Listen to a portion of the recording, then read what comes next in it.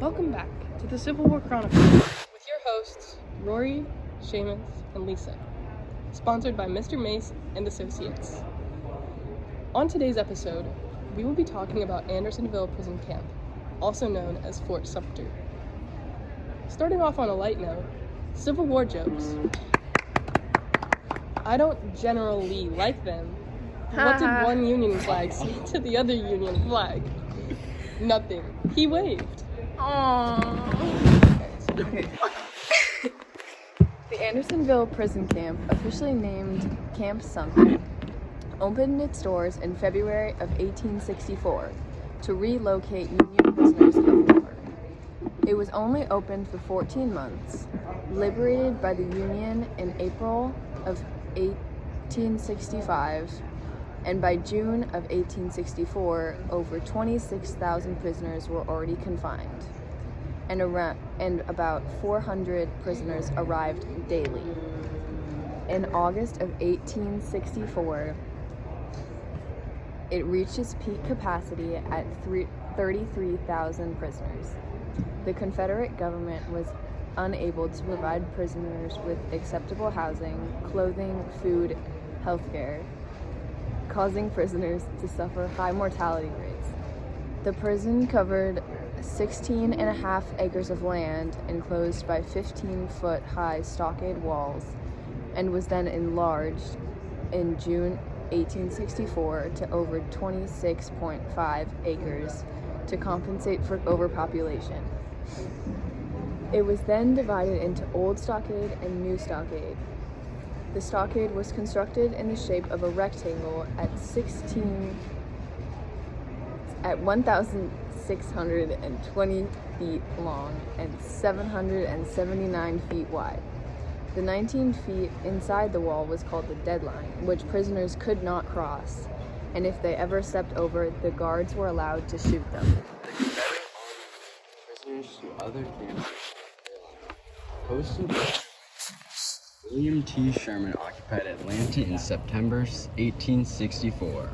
When the war ended, Captain Henry Wirtz, the stockade commander, was arrested and charged with murder in violation of laws of war.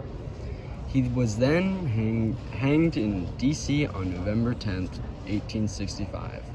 A monument to Wirtz stands today in the town of Andersonville. Its current population is 488 and declining. Andersonville Prison ceased operation in May 1865, with prisoners returning to their pre-war occupations. Prisoners Dorrance Atwater and Clara Barton came to Andersonville to identify and mark graves of the Union dead and transform the camp to Andersonville National Cemetery. Though there was a fear of a lost death record, Atwater made his own copy in hopes of notifying relatives of the 12,000 dead in the cemetery. Only 460 of the Andersonville graves were marked unknown due to his record, and others confiscated at the end of the war. The prison site reverted to private ownership in 1875, and in 1890 was purchased by the Georgia Department of the Grand Army of the Republic, which was a Union veterans organization. Though unable to afford improvements to protect the property, this group sold it for $1 to the Women's Relief Corps, the WRC, the National Auxiliary of the GAR. Then the WRC made improvements to the area with the idea of creating a memorial park. Pecan trees were planted to produce nuts for sale to help maintain the site, and states began erecting commemorative monuments. The WRC then built the Providence Spring House in 1901 to mark the site, where in August 1864, a spring brought a heavy summer rainstorm, which many prisoners attributed to divine providence, or a miracle. The fountain bowl in the spring house was purchased using the funds raised by a former Andersonville prisoner. In 1910, the WRC donated the prison site to the people of the United States. It was administered by the War Department and its successor.